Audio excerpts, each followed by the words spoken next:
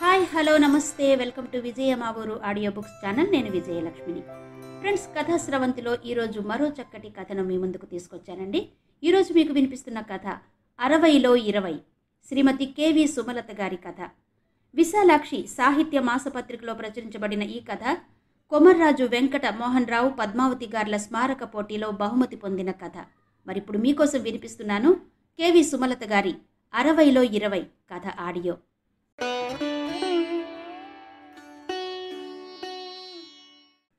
ఒరే గోవిందు, నీకొక మంచి వార్త చెప్పాలని పొద్దుటి నుండి తహతహలాడుతున్నాననుకో అన్నాడు శంకరం. అంత గొప్ప మంచి వార్త ఏముంటుందిరా శంకరం అన్నాడు గోవిందు. నిజంగానే ఈ వార్త వినగానే ఎన్నాళ్ళో వేచిన ఉదయం ఈనాడే ఎదురవుతుంది అని పాట అందుకుంటావు ఊరిస్తూ అన్నాడు శంకరం. అలాంటి ఉదయం రావాలంటే నా డ్రీమ్ గర్ల్ నాకు కనిపించినప్పుడే బట్టతల తడుముకుంటూ అన్నాడు గోవిందు. నువ్వనుకున్నది ఎదురయ్యే రోజు రాబోతుందిరా, బట్టతల మీద జుట్టు మొలిపించుకునే ఏర్పాట్లు చేసుకో అన్నాడు శంకరం.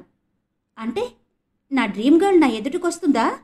ముక్కు మీదకి జారుతున్న కళ్ళద్దాలు పైకి లాక్కుంటూ ఆత్రంగా అడిగాడు గోవిందు. అవును, అక్షరాల నీ డ్రీమ్ గర్ల్ నీ ముందుకు రాబోతుంది అన్నాడు శంకరం. బాబాబు, నన్నేడిపించకుండా విషయం సూటిగా చెప్పరా, అప్పుడెప్పుడో నీకు బాకీ పడ్డ లడ్డూలు కొని పెడతాను అన్నాడు గోవిందు. ఎప్పుడో 30 ఏళ్ల క్రితం కొని పెడతానన్నావు. ఇప్పుడు నా ఒంట్లోనే లడ్డూలు తయారు చేసేంత తీపి నిల ఉంది. ఇంకో మాట చెప్పు అన్నాడు శంకరం. నా డ్రీమ్ గర్ల్ నాకెదురైతే నువ్వు అడిగింది ఇస్తాను గాని చంపకుండా చెప్పరా. వచ్చే నెల 2వ తారీఖున మన క్లాస్మేట్స్ అందరూ పూర్వ విద్యార్థుల సమ్మేళనం ఏర్పాటు చేస్తున్నారు. నాకు మన రమణ నిన్న ఫోన్ చేశాడు. నీ నెంబర్ కూడా అడిగితే ఇచ్చాను. నీ డ్రీమ్ గర్ల్ గురించి అడిగితే వస్తుందని వాళ్ళ అబ్బాయి చెప్పాడని వాడు చెప్పాడు అన్నాడు శంకరం. యాహూ అంటూ వెర్రి కేకలు వేశాడు గోవింద్. ఒరే ఒరే, పక్కన ఎవరైనా ఉంటే పిచ్చి పట్టిందనుకుంటారు అరిచాడు శంకరం. ఒరే, నా జీవితంలో ఇలాంటి మంచి రోజు వస్తుందని ఎప్పుడూ అనుకోలేదురా. ఏదేవైనా దేవుడు మంచివాడు. ఎప్పుడూ లేనిది మొన్న శివరాత్రికి ఉపవాసం ఉన్నాను. అందుకే శివయ్య నా కోరిక తీర్చాడు. కళ్ళద్దాలు తీసి అద్దాలు తుడుచుకుంటూ అన్నాడు గోవిందు. ఇంతకీ నీ డ్రీమ్ గర్ల్ ఎదురైతే ఏం మాట్లాడతావురా? మన డిగ్రీ ఫైనల్ ఇయర్ చివరి పరీక్ష రోజున నేను రాగమాలినికి ప్రేమలేఖ ఇచ్చాను. అందులో నా అడ్రస్ రాసి తన అభిప్రాయం తెలపమని రాశాను. తన జవాబు కోసం ఎదురు చూస్తూనే కళ్ళు కాయలు కాసి పండిపోయి రాలిపోయాయి. లాభం లేదని మా నాన్న చూసిన రాధను పెళ్లి చేసుకున్నాను. కానీ ఆ మధ్య మా మనవడి తొలి ప్రేమ సినిమా ఓటీటీలో పెట్టాడు. అది చూసినప్పటి నుండి పాత జ్ఞాపకాలు తినేస్తున్నాయి. రాగమాలినికి అప్పుడు నా మీదున్న అభిప్రాయం తెలుసుకోవాలనుందిరా కళ్ళు రెపరెపలాడిస్తూ అన్నాడు గోవిందు.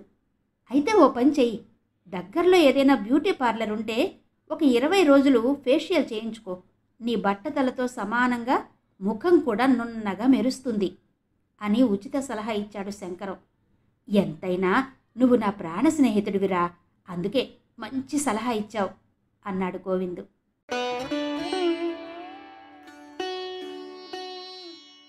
కాలేజీలో రీయూనియన్ ఫంక్షన్ జరుగుతోంది. ఆడామగ కలిసి 30 మంది పూర్వ విద్యార్థులు వచ్చారు. అందరూ దళసరి అద్దాల కళ్ళజోళ్ళు, జుట్టంతా ఊడిపోయి ఉన్న పిలకలకు దట్టంగా నల్ల రంగు పులుముకొని ముసలితనాన్ని దాచే ప్రయత్నం చేస్తున్నారు. ఒక్కొక్కరు ఇది వరకటి రూపాన్ని ఇప్పుడు కనిపిస్తున్న ఆకారంలో వెతుక్కోవడానికి ప్రయత్నిస్తూ నవ్వుకుంటున్నారు. ఇందులో నా డ్రీమ్ గర్ల్ ఎక్కడ్రా? కళ్ళద్దాలు తీసి కర్చీఫ్తో తుడుచుకుంటూ అన్నాడు గోవిందు. అదిగో ఆ పచ్చచీర కట్టుకున్న వ్యక్తి కావచ్చు. అందరినీ వరుసగా పలకరిస్తూ వస్తుంది. బహుశా నీకోసమే అయ్యుంటుంది తేరిపార చూస్తూ అన్నాడు శంకరం. అంతేనంటావా? కాలరెగరేయడానికి ప్రయత్నిస్తూ అన్నాడు గోవిందు. అదిగో నీ దగ్గరకే వచ్చింది అన్నాడు శంకరం. నా పేరు రాగమాలిని. నీ పేరేంటి? గోవిందుని అడిగింది రాగమాలిని. నా పేరు గోవిందు. ఆమె కళ్ళద్దాల్లోకి చూస్తూ అన్నాడు గోవిందు. గోవిందు, బాగున్నావా? నాకీ మధ్య మతిమరుపు వచ్చిందని అందరూ అంటున్నారు. అది నిజమో కాదోనని పరీక్షిస్తున్నాను అంది రాగమాలిని. నా పేరు శంకరం. నేను గుర్తున్నానా? పక్కనే ఉన్న శంకరం అడిగాడు. ఓ, గుర్తున్నావు. నువ్వు క్లాసులో బాగా అల్లరి చేసేవాడివి కదా చప్పట్లు కొడుతూ అంది రాగమాలిని. బాగా గుర్తు చేసావు రాగమాలిని. నీకు మతిమరుపు అన్నవారికే మతిమరుపు. నీకన్నీ గుర్తున్నాయి రాగం తీస్తూ అన్నాడు గోవిందు. గోవిందు, కాళ్ళు లాగుతున్నాయి, అక్కడ కూర్చుని మాట్లాడుకుందాం అని అక్కడున్న కుర్చీలో చతకిలబడింది. ఇద్దరూ బోలెడు కబుర్లు చెప్పుకున్నారు. రాగమాలినికి భర్త లేడు, గోవిందుకి భార్య లేదు. ఇద్దరూ ఒంటరిగానే ఉన్నారని గోవిందుకి ధైర్యం, ఉత్సాహం రెండూ వచ్చేశాయి. మాలిని, మన పరీక్షల చివరి రోజున నీకు ప్రేమలేఖ ఇచ్చాను. అప్పటి నుండి నీ అభిప్రాయం నాకు చెప్పలేదు, ఇప్పుడు చెప్తావా అని అడిగాడు గోవిందు. నువ్వు ఉత్తరం ఇచ్చానంటున్నావు కదా, అది చదివి చెప్తాను అంది రాగమాలిని. ఎప్పుడో రాసిన ఉత్తరం చదివి చెప్తానందంటే అది ఇంకా పదిలంగా దాచుకుందన్నమాట. నేనంటే ఎంత ప్రేమ! 20 ఏళ్ల వాడిలాగా మెలికలు తిరుగుతున్నాడు గోవిందు. అంతలో వాళ్ళని స్నేహితులు పిలవడంతో వారిద్దరూ వేరయ్యారు. సాయంత్రం అయింది. ఎవరిళ్లకు వాళ్ళు వెళ్ళిపోయారు. ఆ రాత్రి గోవిందు తన డ్రీమ్ గర్ల్తో డ్యూయెట్లు పాడుకున్నాడు. ఎప్పుడు తెల్లవారుతుందా అని ఎదురు చూశాడు. పొద్దున్నే లేచి ఆమెకు శుభోదయం చెప్పడానికి ఫోన్ చేశాడు. హలో మాలిని, నేను నీ గోవిందుని ప్రేమగా అన్నాడు గోవిందు. గోవిందా? ఎవరు నువ్వు అంది రాగమాలిని. అదేంటి అలా మాట్లాడుతున్నావు? నిన్న మన రీయూనియన్ ఫంక్షన్లో కలిశాం కదా. నోరు వెళ్ళబెట్టాడు గోవిందు. ఎవర్రా నువ్వు? తెల్లారిందా రాంగ్ ఫోన్లు చేయడానికి అంటూ దండకం మొదలైంది. అంకుల్, మా అమ్మకు మతిమరుపు ఎక్కువైంది.